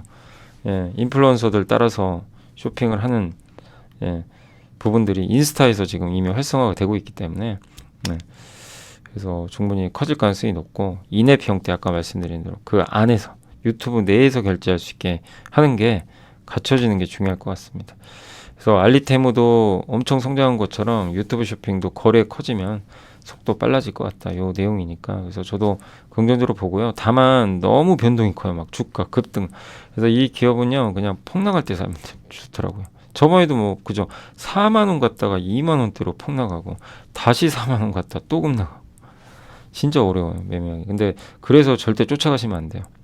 안 좋을 때 투자를 해야 볼 수 있는데 다만 저는 성장을 할 걸로 봐요. 유튜브 쇼핑 아직 제대로 잡히지도 않았기 때문에 그래서 내년이 더 좋지 않을까 이렇게 보고 있습니다. 대한항공도 이번에 실적은 좀 안 좋았지만 기대치 하위에 있지만 성과급 반영했어요. 원래 4분기에 한 번에 반영하는데 나눠서 한대요. 그럼 당연히 안 좋죠. 그만큼 이익이 많은 상태에서 좀 변동성을 줄이겠다. 그래서 이건 오히려 장기적으로는 괜찮은 것 같고요. 운임은 좀 전분기 대비 1% 상승했고 작년보다는 좀 감소했는데 탑승률은 높고요. 아시아나 인수도 할 거고 그래서 변함없다. 여전히 괜찮다. IM증권에서는 실적 좋은데 주가는 그러지 못한 것 같다. 국제 여객은 중국 노선 제외하고 견조한 여객 수요 지속 중이다. 운임은 하락 트렌드예요. 조금씩 떨어지는데 어쨌든 수송이 느니까 좋은 것 같고 비용은 또 굉장히 좀 이렇게 항공 조업비는 좀 증가하지만 유류 단가는 좀 떨어졌죠. 그리고 미래에셋 유재현 연구원님은 여객 둔화를 상쇄하는 화물이다. 항공화물이 되게 좋죠. 중국의 알리테무가 우리나라에 보낼 때 그 항공화물 대한항공 많이 이용하거든요. 그 내용이고 너무 싸다. 5개년 밴드 저점을 하회했다. 적극 매수해라 뭐 이런 내용이고요. 고려아에는 메리츠증권의 장재영 연구원이 고려의 밸류업 4천억 규모의 자기주식 신탁 계약 체결 공시를 했고 이게 물량이 3.9% 다른다고 합니다. 그래서 어제 제가 공시 보니까 4천억 규모니까 시총이 4% 정도 돼요. 그리고 기존에도 전량 소각했고 그러니까 주주환원 잘하고 있어요. 거기에 실적도 좋아요. 자회사들이 그동안 실적에 도움이 안 됐어요. 작년 4분기까지 자회사 더했더니 마이너스. 올해 2분기에 플러스가 났어요. 113억. 이거는 좋은 거 아니냐? 이렇게 보고 있습니다. 그래서 주주환원도 잘해주고 실적도 돌리니까 괜찮죠. 그리고 아바텍은 메리츠증권의 양성수 연구원님이 숫자가 보여주는 잠재. 아바텍은 그 캠트로닉스 경쟁이죠. LG에 납품하고 캠트로닉스는 삼성. 그래서 OLED 유리를 깎아주는 식각 여러 번 소개해드렸죠. 하이브리드 식각. 그거 하는데 LG 비중이 그냥 99%라고 합니다. 그래서 OLED가 지금 이쪽이 앞으로 노트북도 나오고 하니까 LG가 그러니까 어쨌든 좋아지면 같이 좋아질 수 있는 그런 그림입니다. 그리고 아이패드에 OLED 넣었더니 잘 팔리고 있대요. 그래서 앞으로 내년에는 모델이 더 늘어날 것 같다. 이런 내용이고 다만 이제 LED 디스플레이가 이에서 지분 갖고 있었는데 지분을 블록대로 좀 팔았어요. 그래서 이거 이러면 거래가 안 되는 거 아닌가 이런 좀 우려가 있는데 LED 디스플레이가 돈이 없잖아요. 그래서 일단 정리하고 있어요. 현금화. 이번에 또 중국 공장도 매각하죠. 이제 매각 넘기기로 중국 업체랑 합의가 된 것 같더라고요. 그런 일환이지 뭐 거래 관계를 끊겠다. 그거는 좀 아닌 것 같다. 이런 내용입니다. 그래서 긍정적으로 볼 부분이 있는 것 같다. 이런 내용이니까 참고해 주시면 좋을 것 같습니다. 그래서 벌써 1시간 17분인데 이틀치를 한꺼번에 하다 보니까 좀 많아서 그렇습니다. 그리고 공시도 좀 많아요. 그래서 8월 6일은 없나요? 8월 7일 어제 건데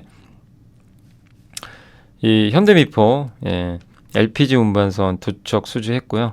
근데 어제 테크윙이 반도체 검사 장비 공급했는데 마이크론인데 이게 한번 확인을 해보세요. 뭐냐면 큐브 프로브라고 옛날에 함께 배우기에서 제가 한번 그 HBM과 함께하는 그 세 명의 항해사라는 그 제목이죠. 거기에 테크윙이 하나 들어가 있는데 큐브 프로브가 뭔지 그때 한번 설명해드렸습니다. 근데 이건지는 몰라요. 왜냐면 마이크론에도 납품할 거라고 했거든요. 근데 이번에 납품한 건지는 몰라요. 대부분 내년으로 예상했거든요. 그래서 좀 빠르긴 한데 한번 확인해 보시고 이게 가격이 52억인데 한 대를 납품한 건지 그걸 알 수가 없어요. 지금. 그래서 한번 관심 있는 분들은 회사에 전화해 보시고 그 큐브 프로버 가격이 최소 15억 정도 한다고 합니다. 15억이 최소 단위인데 맞는지는 모르겠지만 근데 원래 옛날부터 마이크론 비중이 높았어요. 핸들러 장비를 마이크론에 거의 많이 납품했어요. 그건지 확인해 보시면 되겠고 미래에셋하고 디오는 주식 소각 결정을 했습니다. 고려아연도 자기 주식 신탁 계약 체결 결정했으니까 4%나 됩니다. 자, 그리고 내부자 매수는 8월 6일은 메디톡스 있었고요. 여기 정현우 대표가 올해 5번 장내 매수했거든요. 올해만. 그래서 이번에도 4억 정도. 이게 많이 산 거 의미가 있죠. TFA도 여기 김용훈 상무가 1억 넘게 샀어요. 그래서 굉장히 많이 샀고 올해 첫 장내 매수입니다. 올해 TFA는 한 번도 장내 매수가 없었는데 드디어 한 임원이 샀고 후공정 테스트죠. 그 소켓 아시죠? 소켓 회사 중에 하나예요. 소켓만 하는 게 아니라 보드 소켓, COK 이런 거. 옛날에 이것도 함께 배우기에서 제 기억엔 작년에 한번 설명해드렸던 기업입니다. 작년에 기억이 나고요. 아무튼 COK 이거 한번 읽어보시면 반도체를 반도체 검사 장비 내에 정해진 위치로 이동시키는 장비다. 테스트 보드 이렇게 이제 보드처럼 생긴 거고요. 불량인지 검사하는 거. 그 다음에 소켓도 있고 이런 것들을 다 골고루 하고 있는 회사라고 보시면 되겠습니다. 그리고 KC는 혹시 궁금하실 텐데 이 회사가 뭐냐면 그 KC는 잠깐만요. 왜 이렇게 멀리가 있죠? 이 K스택 있죠. K스택이 지주사예요. 근데 비상장 회사 몇 개 더 있어요. 본업은 가스 공급하는 작품 요거는 거. 요거 만들고 현금성 자산이 엄청 많아요. 근데 이번에 여기 부회장이 무려 4억을 사서 그래서 한번 이제 여기 적어드렸고 ROE가 좀 낮기 때문에 주주 환호를 좀 많이 할 필요가 있는 기업이라고 생각을 합니다. 본업은 가스 공급. 이제 그 반도체 공정에 가스 넣는 거 있죠. 요거랑 케미칼 화학약품 있죠. 그거 넣는 그것도 있고. 그래서 하이닉스나 이런 삼성전자 공장 지으면 좋죠. 그럴 때 들어가거든요. 거기다 KC 인더스트리얼은 헬륨 만드는 회사, 헬륨 공급. 이 자회사입니다. 그래서 헬륨 한번 이런 내용들은 좀 시간이 부족하니까 읽어만 보시고요. KC 인더스트리얼은 LSM이라고 하는데 컨베이어로 이렇게 움직여요. 그래서 기존 제품 모터 사용하는데 이건 자력으로. 그래서 시스템 요거 이제 이동시켜 주는 거죠. KC CNC는 반도체 디스플레이 특화된 배관 설계하는 거. 그러니까 삼성과 하이닉스가 공장 짓습니다. 이러면 또 수혜 받는 거죠. KC 이노베이션도 있어요. 가스 스크러버. 스크러버가 뭐죠? 유해가스. 여기 경쟁사가 유니센 같은 기업이겠죠. 되게 다양하죠. 이제 K스택도 있고. 그래서 그런 좀 지주사라고 보시면 되겠고. 정용준 부사장님이 삼성전자 샀고요. 프로텍 아시죠? 얼마 전에 13억 산 거 한번 말씀드렸죠. 또 샀습니다. 4억 정도. 여기 요건 그때 설명드렸죠. 숄더볼 요 빈 공간에 이제 빈 공간 없애주는 저 디스펜서. 그 다음에 숄더볼을 여기 붙여주는 다이 어태치. 레이저로 이렇게 삥 싸가지고 칩과 기판 딱 붙여주는 리플러 이런 거를 만드는 업체다라고 말씀을 드리겠습니다. 자, 다 했고요. 오늘 뭐 어쩔 수 없이 좀 시간이 너무 많이 걸렸는데 이제 좀 마무리하겠습니다. 오늘 국내 증시는 11포인트 정도 빠졌고요. 요건 엔비디아네요. 오늘 국내 증시는 일단 좀 급락 충격은 벗어났는데 여기서 올라가야 됩니다. 올라갔으면 좋겠고 빨리 좀 메꿨으면 좋겠는데 어떻게 될지 모르겠네요. 아무튼 충격 후에 더는 안 빠지고 있고 버티고는 있습니다. 코스닥도 버티는데 좀 힘은 좀 약한 것 같아요. 그리고 오늘 외국인 기관 엄청나게 또 팔았습니다. 외국인은 저렇게 대량 매도하면 쉽게 그 한 번에 매수로 바꾸진 않아요. 지금 보면 계속 팔죠. 그러니까 기관도 같이 던져버리고 있어요. 그러니까 이게 좀 아쉬워요. 금융투자도 파는데 이걸 누가 다 받아갑니까? 개인들이 엄청나게 사고 있습니다. 이제 이번에 개인이 저도 이기길 좀 바라고요. 그 다음에 오늘 요새 뭐 저도 이제 마스크 쓰고 다녀야 될 것 같은데 코로나가 좀 유행하다 보니까 조금 그런 부분들이 조금 안 좋게 지금 작용을 좀 하고 있는 것 같습니다. 그래서 화이자도 좀 일부 있고, 그 다음에 건설 대표주도, 근데 오늘 건설주도 많이 올랐네요. 오늘은 현대산업개발이 15% 정도.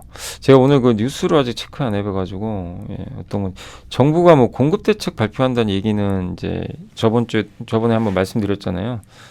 저도 지금 뉴스를 확인 안 해봐가지고 아무튼 오늘 좀 급등세를 보였고 진단키트 쪽은 어쨌든 굉장히 좋고요.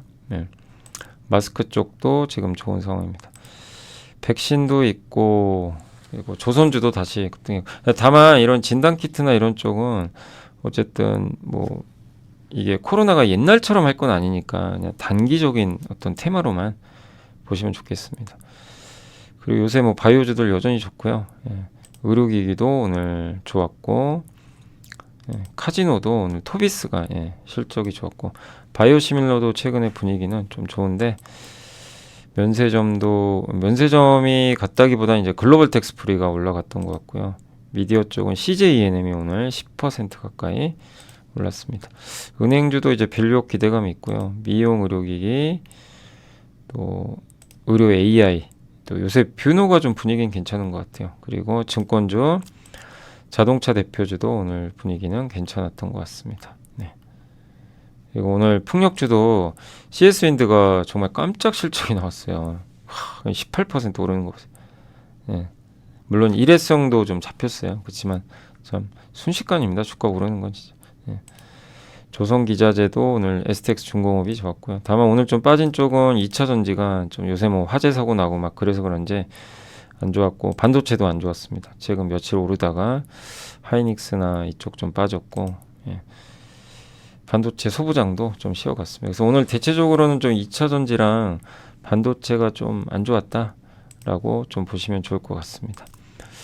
자, 그리고 오늘 이게 시총 상위 기업들 보면 2차 전지가 너무 안 좋았죠. LG화학, 삼성, SDI 정말 뭐 끝이 없는 것 같아요. 좀 빨리 여기도 회복됐으면 좋겠는데 만만치가 않고요. 그 다음에 오늘 원전주나 뭐 다른 업종은 그래도 견조했던 것 같아요. 2차 전지랑 전력기기 쪽이 조금 안 좋았던 것 같습니다. 아모레퍼시픽은 어제 실적 나왔는데 실적이 너무 안 좋았어요. 중국 쪽이. 그래서 좀 완전히 무너져 버렸고, LG 디스플레이도 다시 원위치 되고 있고요. 그리고 현대 마린 솔루션은 아마 보호해수 물량이 풀린 것 같더라고요. 그래서 좀 빠진 것 같습니다. NC 소프트나 시프터 같은 오늘 그 게임 좀 괜찮았네요. 그리고 코스닥도 막 급등락 하는데 오랜만에 펄어비스 좋았고요. 네. 펄어비스도 아마 IR을 한 것 같은데 반응은 좀 좋았던 것 같습니다.